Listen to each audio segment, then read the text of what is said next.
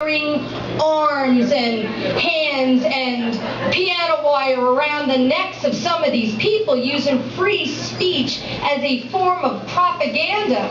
I mean, I'm not a violent person, despite, what you may have heard, but I have a really difficult time just kind of pulling it back. Like this, have you heard of this Pastor Phelps guy in Topeka, nothing to fucking see here, Kansas? This guy is showing up at military funerals with signs, "God hates fags." Really? That's covered under the First Amendment? I don't fucking think so. I don't think so.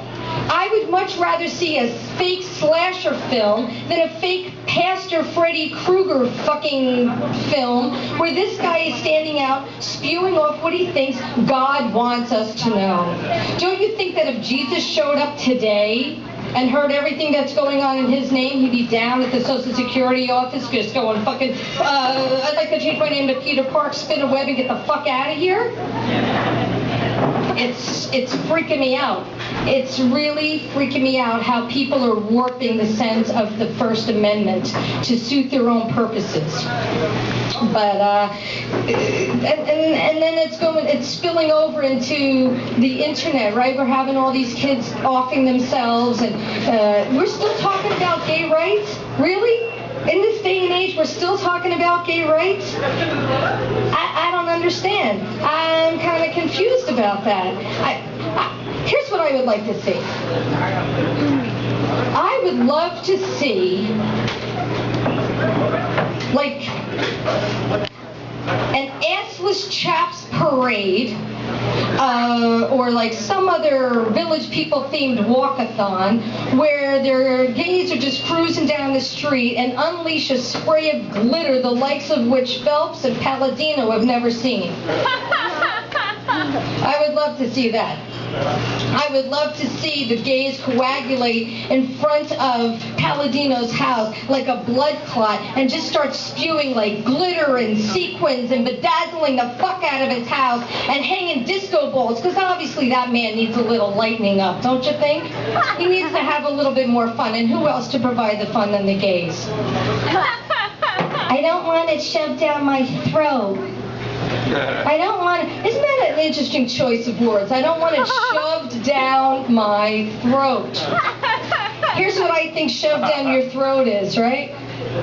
When you show up at my house unannounced with the Bible, talking too much shit for too long about stuff that you shouldn't be talking to me about.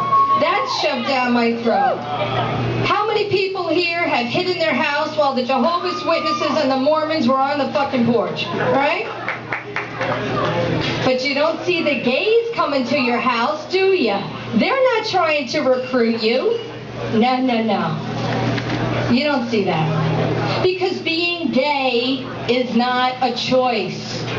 It's a DNA thing. And you want to know how I know? I tried being gay. Because I really like shoes. And why else would you choose to be gay other than to expand your wardrobe at a discounted price? I would eat pussy for shoes. Because, like, I'd suck dick for nothing. So eating pussy for shit, like if I could sit at the freeway exit and like really pussy for shoes and thought that it would work, like I'd just sit there and you guys throw out fucking pairs of shoes, that'd be great. And here we are in another election, midterm election year, and we have Miss Meg Whitman sending out, have you gotten your Whitman sampler in the mail? Yeah. You know, have you gotten the Whitman sampler in the mail? Where it's supposed to have a little box of variety. Mine was just filled with like fucking white chocolate and a lot of nuts. There was no variety in there at all. A little package of Vaseline, but other than that, not too much. Thank you. Sure. The fucking mercy clap from the guys in the box. Yeah, baby. Oh, man. But really, it's all coming down to communication, right? We're getting way too bombarded with the negative ads and all that bullshit. And everybody communicates differently, right? I mean, look at you and the person that you live with. How many times have you had misunderstandings with the person that you live with? It happens with me and my husband all the time. I asked him the other day to take out the trash. I turn around, he's gone, the trash is still there. I tracked him down at the strip club. There he is with $1 in his pocket, his dick hanging out. And I go, I told you to take off the trash. He goes, I thought this is what you meant. So I'm going to bring, are we ready? We are. We are ready. I am going to bring up, wow. Okay, I can't believe that I have the lineup that I have for you people tonight. First of all, how excited is Santa Barbara to have an incredible show here with the talent who drove all the way from LA to kick ass and take names up here. This woman has blown my doors away in more ways than one. She's the founder of the Groundlings Improv Troupe.